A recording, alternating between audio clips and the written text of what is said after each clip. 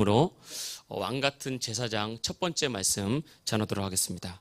계속해서 이제 지난 27장까지 말씀은 이제 성막과 성소를 어떻게 만들어야 되고 그 안에 성구를 무엇을 채워넣어야 될지, 그래서 성막과 거기 안에 있는 어떤 성구들, 등잔대, 진설병, 분향단, 이런 의미를 한번 살펴봤다면 28장 말씀은 이제 그 성막과 성소에서 섬기는 제사장에 대해서, 그리고 제사장의 의복에 대해서 이제 말씀이 기록되어 있습니다. 오늘은 이제 전반적으로 28장 말씀을 가지고 이번 주, 다음 주 말씀을 전할 텐데, 오늘은 왕 같은 제사장 첫 번째 시간으로 말씀을 전하도록 하겠습니다.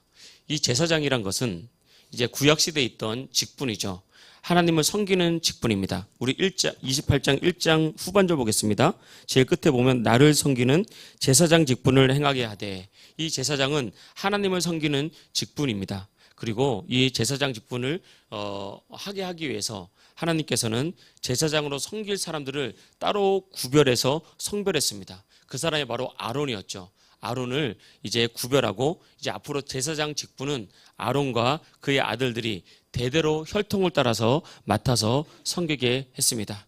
그래서 하나님은 제사장이라는 이 거룩한 직분을 통해서 또 그 일을 맡기면서 특별하게 한 일이 있는데, 그것은 제사장의 옷들을 구별해서 새롭게 만들게 했습니다. 2절 3절 보면 내 형 아론을 위하여 거룩한 옷을 지어라 라고 말하면서 하나님의 성령을 부어주셔서 지혜로 충만한 자들에게 이 제사장의 옷을 만들게 했습니다. 그러면서 제사장 자체도 큰 의미가 있고, 이후에 우리가 살펴보겠지만 이 제사장의 의복에 담겨있는 여러 가지 의미들이 이 속에 있는 것을 우리가 알 수 있습니다. 그래서 우리는 먼저 제사장에 대해서 살펴볼 텐데, 이 제사장이 하는 일이 있죠. 제사장은 기본적으로 이 성막 뜰에서 이제 번제를 드리면서 제사를 지내는 일들을 했죠. 특별히 상번제라 그래서 매일 아침에 제사장들은 이제 짐승으로 하나님께 제사를 올리는 그런 일들을 했습니다. 그리고 성막 안에 성소가 있다고 그랬잖아요. 그 성소에 들어가서 매일 등잔대에 불을 밝히고, 그리고 일주일에 한 번씩 안식일 오전에 떡상에 진열된 떡, 진설병들을 갈면서 새롭게 진설했고, 그리고 분향단에 향을 피워서 하나님께 거룩한 향기가 올라가도록 그렇게 성소에서 일을 했습니다.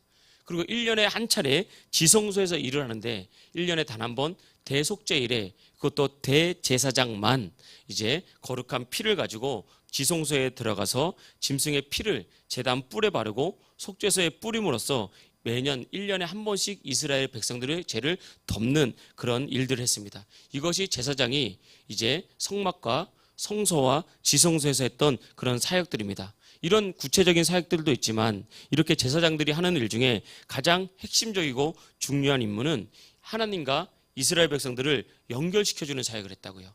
제사장은 죄인된 인간과 거룩한 하나님 사이에서 이 짐승의 피를 가지고 하나님과 인간을 연결해 주면서 이스라엘 백성들에게 하나님의 보호와 은혜가 임하도록 중보하는 사역, 이 사역을 바로 제사장이 했습니다. 그래서 제사장은 가장 중요한 사역은 하나님과 인간을 연결시켜주는 그런 사역을 한 거죠. 그래서 하나님은 이 제사장의 사역을 통해서 하나님과 인간이 연결되면서 동시에 이스라엘 백성들이 하나님의 나라 백성들로 견고하게 세워지기를 원했다는 것입니다. 그래서 하나님은 아무나 제사장 직분을 허락하지 않았습니다. 내가 하고 싶다고 제사장 직분을 하는 것이 아니라 하나님께서 선택하고 특별하게 구별하여서 그들에게 제사장 직분을 주었고, 그들에게 거룩한 의복을 입힌 거죠. 그래서 제사장들에게는 기본적인 하나님께서 주신 거룩한 특권이 있습니다. 그것은 첫째는 하나님께 직접 나가서 하나님을 만나고 하나님을 섬기는 특권을 줬어요. 이게 엄청난 특권입니다. 지금은 우리가 누구나 교회에 와서 예배드리고 하나님을 만나지만, 과거에는 죄가 있는 사람은 하나님께 나가지 못했습니다.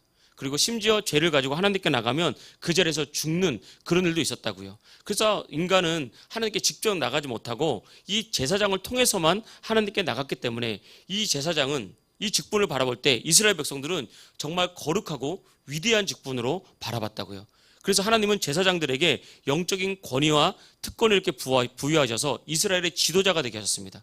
그래서 이스라엘에는 뭐 모세와 같은 지도자도 있었고 뭐 왕도 있었고 그렇지만, 실질적인 이스라엘의 지도자는 제사장, 그러니까 하나님의 말씀을 맡고 제사를 드리는 이 제사장들이 실질적으로 나라의 지도자가 되고 종교의 지도자가 되면서 이스라엘을 이끌어가게 그렇게 만들었습니다. 그래서 남다른 권위와 남다른 특별한 지도력을 제사장들에게 주었죠. 그리고 제사장들은 그 자신과 그의 가족들을 하나님이 책임졌습니다. 생활도 책임졌고 먹고 마시는 거 책임졌고 모든 것을 책임지게 만들었고 이스라엘 백성들은 제사장의 말에 순종하고 제사장의 뜻을 따르도록 그렇게 만들었죠. 그러니까 엄청난 자리인 거죠. 그리고 하나님께서는 언제나 이 특별하게 구별된 제사장들에게 계시하셨다. 그래서 말씀을 주셨다. 자신을 드러내 보여주시면서 살아계신 하나님의 말씀을 백성들에게 전함으로 또 백성들이 하나님께 나가도록 그렇게 만든 놀라운 특권을 제사장들에게 주었다는 것입니다.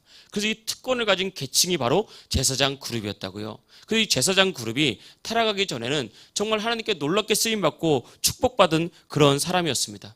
그래서 매번 이스라엘 백성들은 제사장 자리를 사모했고 거룩하게 받고 그들을 존경했고 그들을 따랐고 또 아론의 반열에 따라서 이 혈통적으로 제사장 직분을 이어갈 때 모든 사람들이 존경하게 보는 그런 그 명문 가정으로 이 제사장 그룹이 세워졌다는 것입니다. 이것이 성경에서 말하는 이 구약의 제사장이에요. 그러나 우리가 더 이제 깊이 알아야 될 것은 예수님께서 십자가에 못 박혀 죽으심고 부활하심으로써 누구든지 예수님을 통해서 하나님께 직접 나갈 수 있는 길을 열어 주셨다는 것입니다. 이 시대는 더 이상 제사장이 필요한 시대가 아니죠. 이 시대는 목사님을 통해서 하나님께 나가는 그런 시대가 아니라 누구든지 주의 이름을 부르는 자는 주의 이름을 부르고 하나님의 거룩한 보좌 앞으로 담대히 나갈 수 있는 영적인 특권을 주신 것입니다. 그래서 베드로 사도는 이 사실을 깨닫고 우리에게 말했습니다. 베드로전서 2장 9절 말씀을 보면 이렇게 말하고 있습니다. 그러나 너희는 택하신 족속이요 왕같은 제사장들이요 거룩한 나라요 그의 소유가 된 백성이니 이는 너희를 어두운 데서 불러내어 그의 기이한 빛에 들어가게 하신 이의 아름다운 덕을 선포하게 하려 하심이라. 그러니까 우리를 거룩한 제사장이다. 예수님 믿고 구원받은 우리가 선택받은 하나님의 나라요 택하신 족속이요 왕같은 제사장이다 라고 말을 했다는 것입니다. 그래서 우리가 정말 예수님을 믿고 구원받은 하나님의 백성이라면 여러분은 다 택하신 족속이요 왕같은 제사장입니다. 그런 특권과 놀라운 은혜를 부어주셨다는 것입니다. 그래서 사람 보기에는 다 외모가 다르죠. 또 사람 보기에는 어떤 사람은 사람들은 높여주고 어떤 사람은 낮춰주는 사람이 있고 어디에 가든지 우리가 사람들 안에 섞여서 살지만 하나님은 그 많은 사람 중에 우리를 딱 집어내서 너는 내가 선택한 나의 존귀한 아들이다. 나의 아름다운 딸이다. 내가 너를 붙잡고 너를 인도한다. 그렇게 말씀하고 있는 것입니다. 지금도 저희 아들이 다 컸지만 어린이들 이제 어렸을 때는 어린이집 같은 데 보내잖아요. 그런데 저희가 어린이집 다닐 때는 아이들이 많으면 한 반에 막 30명, 40명 되면은 발표회 같은 거 하잖아요. 그럼 똑같은 옷을 입혀놓고 발표를 시키면 누가 누구인지 찾아볼 수 없거든요. 근데 기가 막히죠. 엄마들은요, 단박에 찾아봅니다. 그냥 저기 있다고. 그냥 아빠들은 한참 어딨지 아니야 그 옆에 아니야 이러다가 쿠사리 먹고 결국은 내 자식이 맞거든요. 기가 막히게 찾아내는 것처럼 하나님은 이 세상에 70억 80억의 인구가 있다 할지라도 여러분 안에 있는 우리가 그 속에 숨어 있다 할지라도 하나님 우리를 딱 선택해서 내가 선택한 나의 딸, 내가 선택한 나의 아들, 그러면서 우리를 금방 찾아내면서 우리를 불꽃 같은 운동자로 보호하신다는 것입니다. 그래서 왕같은 제사장에 우리가 받을 수 있는 놀라운 특권이고 축복입니다. 그래서 하나님께서는 우리를 선택했기 때문에 우리를 불꽃 같은 운동자로 우리를 지켜주시고 바라보십니다. 특별한 보호가 있는 거죠. 그리고 하나님은 우리를 선택하셨기 때문에 우리에게 영적인 권위를 부어주셨고 또 우리를 선택했기 때문에 우리에게 특별한 지혜와 탁월함을 부어주셨습니다. 그러니까 여러분 우리 자신을 내가 나를 바라볼 때 외모로 내가 가진 것으로 상황으로 나를 바라보지 말라는 것입니다. 눈을 바꿔서 하나님의 말씀 그대로 나는 하나님께 선택받은 거룩한 제사장이다. 내 안에는 하나님의 특별한 사랑이 부어졌다. 나는 존귀하고 아름다운 존재다. 내 안에는 하나님의 지혜가 부어졌다. 나는 탁월하다. 나는 특별하다. 자꾸 우리 자신을 제사장의 관점에서 나를 바라볼 필요가 있는 것입니다. 지금 하나님은 우리에게 지금도 크고 은밀한 꿈을 꾸시면서 우리의 삶을 통해서 일하시기를 원하십니다. 그러니까 우리가 꿈을 꿀 때 하나님을 바라볼 때 내가 꿈꿀 수 없는 분량까지 자꾸 꿈을 꾸십시오. 하나님은 나를 바라볼 때 내가 할 수 있는 것만 하는 것이 아니라 그 이상을 바라보고 그 이상을 계획하고 있단 말이에요. 우리 자신도 마찬가지입니다. 여러분도 마찬가지고 여러분 자녀도 마찬가지라는 거예요. 하나님께서 모세를 부르실 때 모세의 나이 80이었습니다. 그래서 모세는 내가 나를 볼 때 더 이상 꿈꿀 수 없었어요. 아니 80이라는 나이에 어떻게 이스라엘을 구원해서 40년 동안 강약길을 걸어서 어떻게 가나안 땅으로 이끌 수 있겠습니까? 80이라는 나이에 모세는 자신의 인생으로 자신의 눈으로 꿈꿀 수 없었다고요. 근데 하나님은 모세의 인생을 꿈을 꿨습니다. 네가 80이라도 90이라도 100이라도 할 수 있다. 반대로 네가 10살이라도 5살이라도 나는 너를 향한 거룩하고 아름다운 꿈을 꾸고 있다. 우리 이 자리에 있는 우리 학생들, 청년들, 여러분 하나님을 꿈꾸시길 축복합니다. 여러분들이 바라볼 수 없는 데까지 바라보십시오. 하나님 전능하십니다. 이 자리에 계신 청년년들 있잖아요. 자녀를 키우는 엄마 아빠들, 자녀들 키우는 엄마 아빠들이 자녀를 바라볼 때 하나님의 눈으로 바라보십시오. 왜 이렇게 너는 맨날 틀린 것만 틀리니? 너는 맨날 이렇게 칠칠 맞아가지고 빼놓고 오냐? 비가 오면 우산 주면 우산 잃어버리고 오죠. 필통이 없어. 어느 날 보면 필통이 없죠. 맨날 원래 그래요. 원래 그래도 그런 것입니다. 저희도 오늘 이번 주에 그런 일이 있었어요. 그러니까 학교에서 뭘 했는데 학교로 뭘 가지러 오라는 거예요. 태우러 오라는 거예요. 야, 네가 알아서 가. 버스 타고 가든지 뭐라도 네가 알아서 가지. 다 커가지고 뭘 태워오냐. 칠칠 자기 걸 잘 못 챙겨요. 그러면 부모들이 보기에는 너 왜 이렇게 칠칠 맞냐? 꼼꼼하지 못하냐? 그게 아니라는 거예요. 잘하면서 다 그래요. 우리도 그렇습니다. 그런데 하나님은 우리가 겉모습은 그래도 우리를 완전하고 완벽하고 가장 탁월하게 좋은 방법으로 우리를 계획하고 이끌어가고 있다는 것입니다. 제사장은 이런 축복을 받았어요. 이런 축복을 통해서 하나님께서 제사장에게 원하는 것이 무엇입니까? 이스라엘 백성들을 세우기 원하는 거예요. 세우는 것. 우리 역시도 하나님께 이렇게 제사장으로 부름받았잖아요. 이런 특권과 축복을 줬잖아요. 그럼 하나님께서 우리를 통해서 이루고 싶은 뜻이 있습니다. 그 사명이 있다고요. 영적인 이스라엘인 주님의 몸된 교회를 섬기고 세우기를 원하십니다. 그리고 우리를 통해서 죄 가운데 방황하는 영혼들, 아직 예수님 몰라서 고통 가운데 슬퍼하는 영혼들, 예수님을 믿기만 하면 살아날 텐데, 그 은혜를 받기만 하면 복 받을 텐데, 하나님의 사랑이 넘칠 텐데, 행복을 받을 텐데, 여전히 힘들어하고 외로워하고 홀로 눈물을 흘리는 사람들, 그러한 사람들을 다시 예수님께 이끌어와서 축복 가운데 세우기를 하나님께서 원하시는 거예요. 이 사명을 위해서 우리를 제사장으로 기름 부어주시고 선택하시고 축복을 주셨다는 것입니다. 여러분 이 땅을 살아가면서 할 일 많죠. 또 얼마나 바쁩니까? 신경 쓸 일이 얼마나 많습니까? 그런데 여러분 우리가 항상 살아가면서 제사장으로서의 특권과 사명을 이 두 개를 동시에 늘 기억하고 인식하고 놓치지 않기를 축복합니다. 매일 아침 일어나면 우리 자신의, 여러분 자신의 정체성을 바로 세우십시오. 학생들은 학교 갈 때, 직장인들은 출근할 때, 어머니들은 자식들을 막 이렇게 돕고 세울 때, 또 다 자란 자식, 이제 손자, 손조 있는 부모님들은 또 모세를 80세에 불렀는데 청춘 아닙니까? 120세까지 쓰임 받았거든요. 할렐루야. 원래 이렇게 아멘 이렇게 청춘 이러면 어른들이 더 좋아하세요. 할렐루야. 저도 그래요. 지금 머리가 흰머리가 차서 보니까 제가 이제 여담인데요. 어디나 홈쇼핑을 틀게 됐는데 샴푸만 하면 머리가 이렇게 염색이 된대요. 그래가지고 염색은 하기 싫고 했더니 안 돼. 염색이. 그래가지고 제가 거기다가 이거 안 됩니다라고 쓰려다가 또 거룩한 제사장인데 또 판매를 맞추면 안 되잖아요. 근데 우리가 나이가 들면 들수록 이 젊음의 가치와 소중함과 아름다움을 느끼게 되거든요. 여러분 날마다 인식하십시오. 그러면서 나는 왕같은 제사장이다.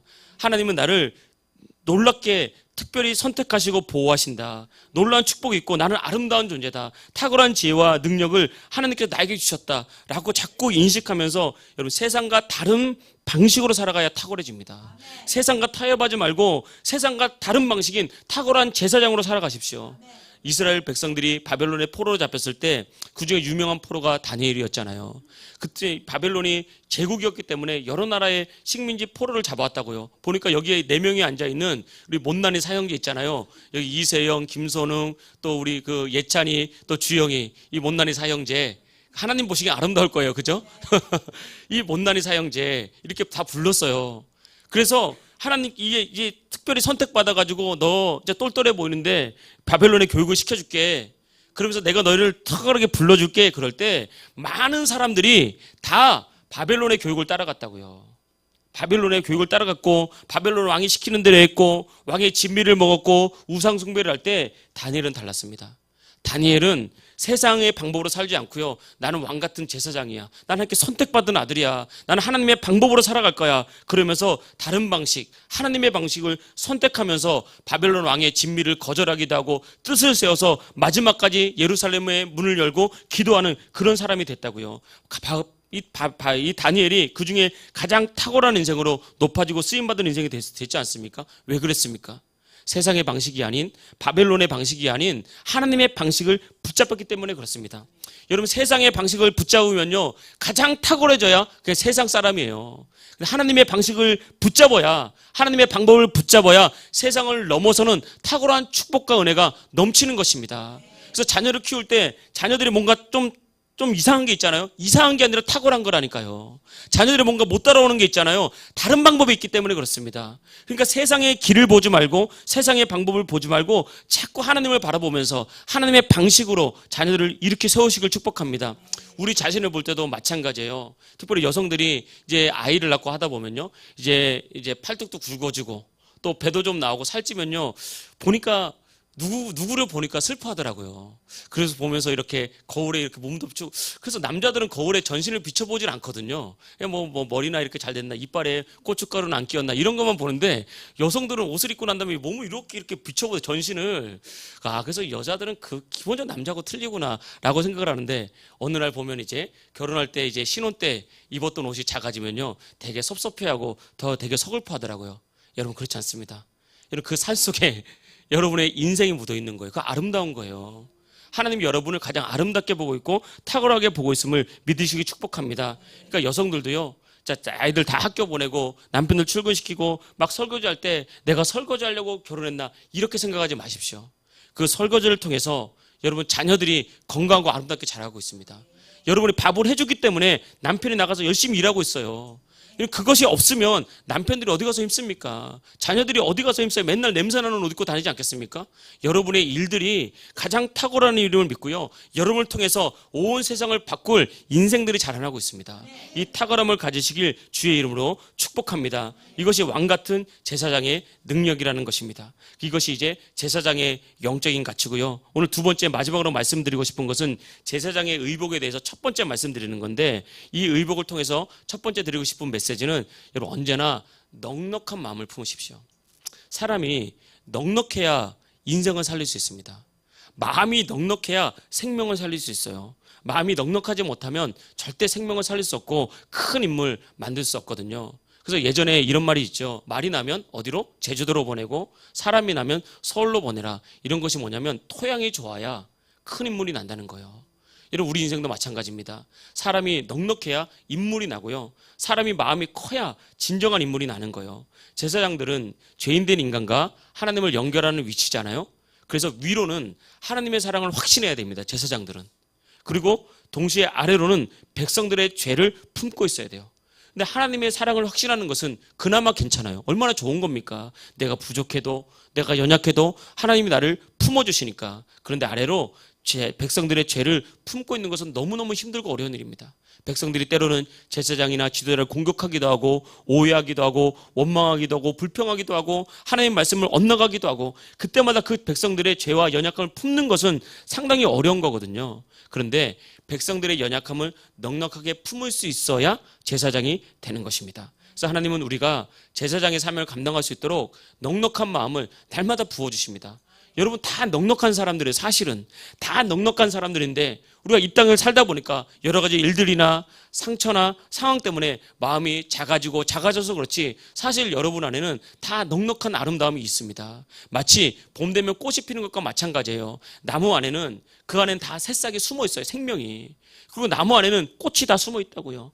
겨울에는 그게 표가 나지 않거든요. 겨울에는 추우니까 움츠러드는 거예요. 마치 우리 인생의 추위를 만나고 어둠을 만나면 자꾸 내가 나를 상처로 입고 보호해야 되니까 움츠러들고 싹을 틔우지 못할 뿐이지, 여러분 안에는 싹이 있고 꽃이 있고 열매가 있어요. 봄이 돼서 환경이 열리니까 그 두꺼운 나무를 뚫고 연한 새싹이 올라오잖아요. 그 새싹이 꽃을 피우잖아요. 그 꽃이 아름다운 향기를 내지 않습니까? 여러분 안에 그런 탁월함이 있습니다. 그런 아름다움이 있는 거라고요. 하나님은 날마다 부어주시는데 우리가 환경에 눌리고 상황에 눌려서 하나님을 인식하지 못하고 바라보지 못하니까 나도 모르는 사이에 막 마음이 좁아져가지고 내가 보니까 어느 날 뒤돌아보니까 내가 원래 이런 사람이 아니었는데, 내가 원래 아름다움을 추구하는 사람이었고, 나도 내 인생에 꿈이 있었고, 나도 넉넉한 사람이었는데, 나도 모르게 자꾸 마음이 쪼그라드는 거예요. 그 마음이 쪼그라들면 특징이 뭡니까? 예민해져요, 사람이. 작은 일에도 감정이 막 폭발하게 되거든요. 왜 그러냐? 마귀가 방해하는 거예요. 여러분이 못나거나 부족해서 그런 것이 아니라 여러분이 그렇게 행복하고 아름다운 인생을 살지 못하도록 마귀가 여러 가지 일들로 공격하면서 여러분의 마음을 쪼그라들게 만드는 것입니다. 그래서 감정에 얽매이게 만들고, 문제에 얽매이게 만들고, 또 우리의 삶에 자꾸 우리가 얽매이게 만드는 거죠. 그러면서 우리를 쪼그라들게 만들 때 우리가 한번 살펴볼 텐데, 이제 4절 말씀 보겠습니다. 28장 4절. 그들이 지을 옷은 이리하니, 이제 제사장의 옷이에요. 곧 흉패와 애복과 겉옷과 반포 속옷과 간에 따라 그들이 내 형 아론과 그 아들들을 위하여 거룩한 옷을 지어 아론이 내게 제사장 직분을 행하게 하라. 화면을 넘겨주세요. 제사장의 옷에 대해서 한번 살펴보겠습니다. 자, 화면을 한번 넘겨주세요. 이게 잘 보일지 모르겠지만 이게 제사장의 옷이에요.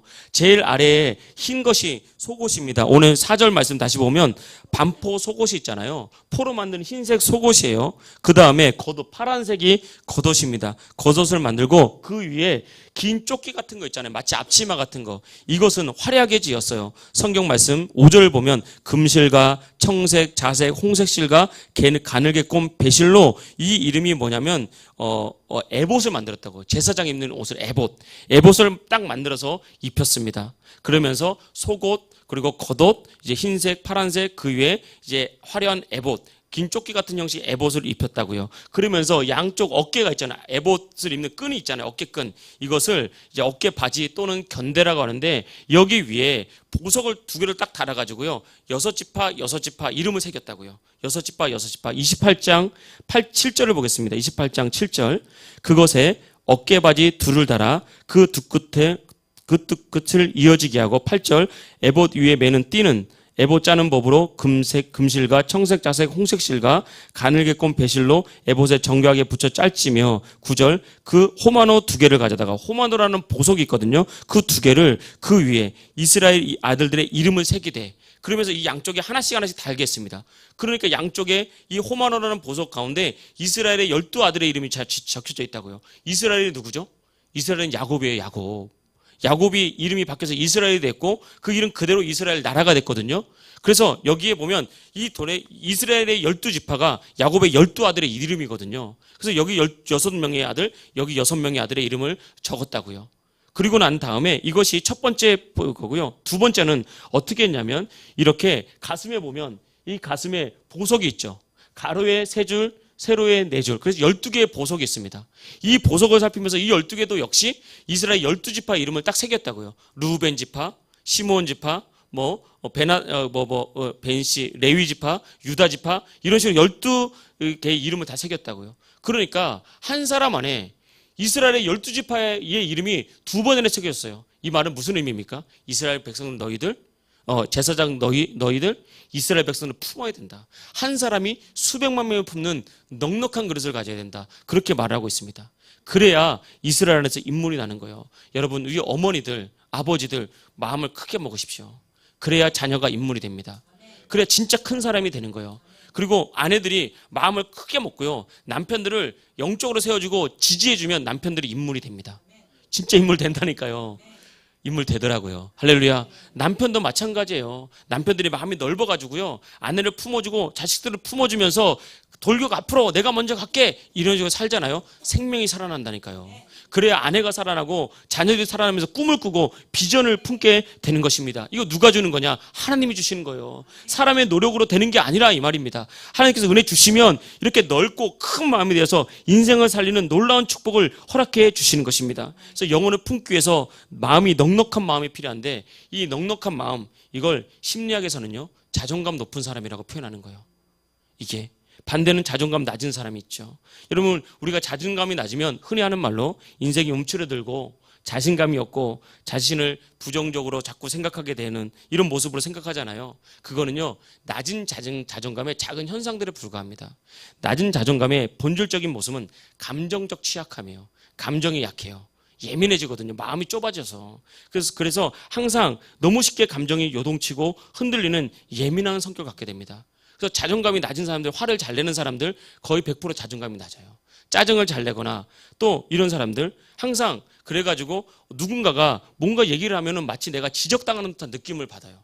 그래서 그 지적당하면 안 되니까 계속해서 설명을 장황하게 하면서 여러 가지 일을 하면서 내가 공격받는다고 생각하고 내 실수를 수치스러워 하거든요. 전형적으로 자존감이 낮은 사람의 특징입니다. 그래서 아이들을 키울 때 자꾸 변명하는 아이들로 키우면 안 돼요. 사람 살다 보면 실수할 수 있어. 너의 실수를 깨끗하게 인정하고 잘할 수 있다고 믿어. 사람은 누구나 실수할 수 있어. 너 잘할 수 있어. 하나님이 너와 함께해. 여러분 스스로 생각할 때도 자꾸 그렇게 생각하십시오. 물론 실수를 반복하는 건 좋지 않지만 어떡합니까? 우리가 그렇게 연약한 사람인데 그럴 때 나를 자꾸 자책하지 말고 무엇인가 변명하려고 하지 말고요. 실수를 받아들인 다음에 그 다음에 내가 실수했구나. 내가 잘못했습니다. 그리고 하나님께서 나를 향한 계획을 바라보면서 자꾸 이렇게 세워야 됩니다. 자기 자신을. 그래서 자꾸 열등감을 회복해야 된다는 거예요. 그래서 열등감은 자신을 열등하게 보는 거죠. 부족하다고 보는 거잖아요. 비교의식에서 나오는 겁니다. 절대 비교하지 마십시오. 나 자신을 다른 사람과 비교하지 말고요. 나의 외모를 다른 사람과 비교하지 말고 또 나의 어떤 상황을 다른 사람과 비교하지 말고 항상 하나님께서 나에게 가장 좋은 것을 주셨다. 지금 나에게 주신 것은 가장 최선의 거다. 우리 남편을 바라보면서 최선의 남편을 주셨다. 이렇게 받아들이십시오. 할렐루야. 그래야죠. 안 그래도 힘든데, 안 그래도 피곤한데 남편 바라볼 때마다 이러면 더 피곤해져, 더 피곤해져. 자녀를 바라볼 때도 마찬가지예요. 잘하고 있다. 그래야 되는 거라니까요. 그래야 하나님께서 우리 안에서 역사하고요. 넉넉한 마음으로 우리를 이렇게 세워지는 것입니다. 그래서 항상 우리가 괜찮다가도 별거 아닌 일로 자꾸 시시비비를 가리는 그런 성품이 있다면 별거 아닌데 이건 이렇고 저건 저렇고 시시비비를 가리면서 상처를 주고 관계를 깨뜨리고 내가 이런 사람이 아닌지 자꾸 살펴보십시오. 그래서 자꾸 옳고 그름을 따지고 시시비비를 가리는 게 이게 열등감에서 나오는 거예요. 그냥 뭐 그럴 수도 있지. 그러니까 마음이 넓은 사람, 다시 말하면 자존감이 넓은 사람은 살다 보면 저런 사람도 있고 이런 사람도 있지. 그렇게 넓게 살아간단 말이에요. 왜냐면 내 자존감이 높으니까. 왜냐면 그 사람에게 영향을 내가 안 받는 거예요. 왜냐면 내가 하나님의 사랑 가운데, 하나님의 축복 가운데 내가 내 인생 풀어가면 되니까. 그래서 감정적으로 넉넉하게 이기거든요. 그래서 우리 자신을 자꾸 믿음으로 세워야 됩니다. 이 낮은 감을 통해서 마귀가 역사하거든요. 가정을 깨뜨립니다. 부부관계를 깨뜨리고 우리 인생에 하나님께서 놀라운 축복과 계획이 있는데 그걸 깨뜨리고요. 여러분 가정을 향한 하나님의 행복이 있다니까요. 하나님의 축복이 분명히 있습니다. 내 눈엔 보이지 않아도. 그래서 내가 엎드려 기도하고 예배드리면서 넉넉한 마음 품으면 그 하나님의 은혜가 오는데, 축복이 오는데 우리가 낮은 자존감 때문에 마귀가 역사하면요, 아무것도 아닌 일로 더 불행해지고 관계가 깨지는 그런 일이 있다는 것입니다. 그래서 여러분, 한없이 부족하고 연약하지만 우리가 나는 하나님의 사랑을 넉넉히 받고 있다. 그리고 실수했지만 하나님은 우리의 실수를 받아들여 주신다. 내가 회개하고 나가면 하나님은 언제나 넓은 팔로 나를 안아주신다. 그때 내가 주님 품에 안길 수 있으면, 내가 나의 잘못을 인정할 수 있으면, 그것을 그럴 수 있다고 생각하고 내가 그냥 받아들일 수 있으면 그때부터 다른 영혼을 품을 수가 있는 거예요. 다른 영혼을 품는다는 것은 생각보다 굉장히 어려운 겁니다. 내가 내 뱃속으로 난 내 자식 품기도 어렵거든요. 사실은 이게 쉬운 일이 아니라고요. 그런데 우리가 나와 다른 사람을 품는다고요? 내가 하나님이 사랑하는 영혼이라고 그냥 나와 관계없는 다른 사람을 내 마음에 품는다는 것은 정말 힘든 일입니다. 때때로는 가시를 꽉 껴안아야 되는 그런 일이 있어요. 가시를 껴안으면 내가 상처가 나고 내가 피 흘리고 내가 아프지만 예수님의 사랑이지 않습니까? 우리가 영혼을 품는다는 것은 때로는 이렇게 가시를 껴안아야 되는 상황이 있거든요. 그런데 놀라운 것은요, 이 일을 감당할수록 하나님 능력을 주십니다. 인간의 능력은 일을 하면 할수록 커지는 거예요. 내가 능력이 있어도요, 일을 안 하면 안 할수록 인간의 능력은 작아집니다. 그런데 내가 일을 하면 할수록 능력은 커지는데, 특별히 하나님의 일은, 부르신 일은 감당하면 할수록 하나님께서 놀라운 능력과 축복을 주십니다. 또 그 안에서 경험되는 놀라운 기쁨과 놀라운 은혜가 있어요. 세상하고는 비교할 수 없는. 제가 초창기 목회 시절에 30대 때죠. 30대 때 교회에 한 청년이 왔는데요. 그 청년을 이하고 좀 대화를 하다 보니까 아파트 공사 현장에서 일하는 청년이었어요. 완전 시골에서 올라와가지고 고등학교 졸업하고 특별히 취직이 없고 할 일이 없어가지고 아파트 공사 현장에서 일하면서 10여 년 일하면서 저하고 나이가 같았나, 한 살 어린가, 뭐 하여튼 그런 또래였습니다. 또래. 그래서 교회를 꾸준히 나오더라고요. 교회를 꾸준히 나오고, 그래서 밥도 사주고 얘기도 나오고 그러는데 어느 순간부터 전화가 안 되고 교회가 안 되는 거예요. 이게 삶이 굴곡이 많고 힘든 사람들이 잠수 탄다 그러죠. 이런 경우가 굉장히 많아요. 삶이 힘드니까 자신이 힘들고 부족하고 막 이런 모습을 보여주기 싫거든요. 그래서 잠수를 타는 거죠. 교회 전화도 안 되고 연락도 안 되는 거예요. 그래가지고 어떻게 알아가지고요. 왜 아파트 같은데 공사 현장에서 일하는 사람들이 지역을 바꾸면서 일하면은 숙소를 하나 정해가지고 10명, 10명 같이 살거든요. 그런데 제가 그거 주소를 알아냈어요. 사람이 하려고 그러면 다 뜻이 열리고 길이 열리거든요. 그래서 찾아갔어요. 근데 갔는데 문 열고 보니까 막 신발이 한 20켤레 정도 있고 문이 있는데 없더라고요. 그래서 제가 물어봤죠. 여기 이런 청년이 있냐고. 있다는 거예요. 근데 아직 안 왔다는 거예요. 그래서 제가 거기서 3시간, 4시간을 기다렸습니다. 안 오더라고요. 그 다음날 또 찾아갔어요. 진짜 한 달까지는 아니고요. 거의 2, 3주를 매일 찾아가서 3시간, 4시간씩 기다렸는데 결국은 못 만났습니다. 그래서 제 마음속에 이거는 하나님의 뜻이 아닌가 보구나. 이제 내가 멈춰야 되겠구나 라고 이렇게 다시 뒤돌아서 오는데 마음이 진짜 막 무너지는 것 같았어요. 왜냐면 한 영혼을 또 마귀에게 빼앗기는 듯한 이런 마음이 들어가지고 구원은 못하는데 전도도 못할 망정 한 영혼을 뺏긴다 이런 마음이 들어서 마음이 너무 막 힘들고 무너지는 것 같고 마음이 아팠거든요. 그런데 그때 성령님께서 감동을 주셨어요. 저에게 이렇게 감동을 주시더라고요. 너의 그런 모습을 보고 싶었다. 그러니까 교회 오지 않아도 결국은 놓쳐도 한 영혼은 마지막까지 포기하지 않으려고 했던 너의 그 모습을 보고 싶었다. 그 감동이 딱 오는데 그때 주시는 기쁨. 진짜 내가 영혼은 못 만났지만 승리했다는 영적인 감동. 이 감동이 확 물밀듯이 오는데 사역의 기쁨이 이거구나. 십자가의 기쁨과는 비교할 수 없지만 이게 십자가의 기쁨과 비슷한 맛이 이런 거겠구나. 놀라운 기쁨.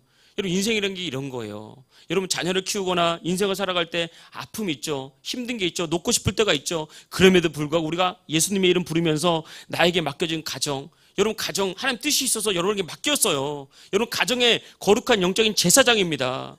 여러분 그리고 여러분을 통해서 가정을 세우도록 만들었다고. 그 가정 세우기 위해서 우리가 엎드려 기도하고 하나님께 예배 드리는데도 잘 세워지지 않을 때, 그럼에도 불구하고 하나님께 엎드려 기도할 때 하나님은 그 모습 보고 싶어 한다고요. 하나님 그 모습 보시면 나중에 반드시 세워주십니다. 진정한 행복 주시고 그때 느끼는 진정한 기쁨과 승리야말로 정말 우리 인생을 살게 만드는 원동력이 되거든요. 이렇게 살아가는 것이 넉넉한 가슴이에요. 넉넉한 가슴. 헬스해가지고 가슴둘레를 키우지 말고 마음을 키우십시오. 마음을. 그때 진짜 하나님의 놀라운 축복과 은혜가 나타날 줄 믿습니다. 그럼 오늘은 우리가 꼭 2가지만 기억했으면 좋겠습니다. 우리 여러분들은 왕같은 제사장이다. 여러분을 통해서 반드시 축복이 흘러갈 거다. 2번째는 이렇게 왕같은 제사장으로서 생명을 살리고 인생과 가정을 살리기 위해서는 넉넉한 마음을 가져야 되겠다. 이건 하나님께로부터 오니까 내가 하나님께 예배하고 기도하면서 하나님 넉넉한 마음을 받는 하나님 백성 되시길 주의 이름으로 축복합니다. 할렐루야.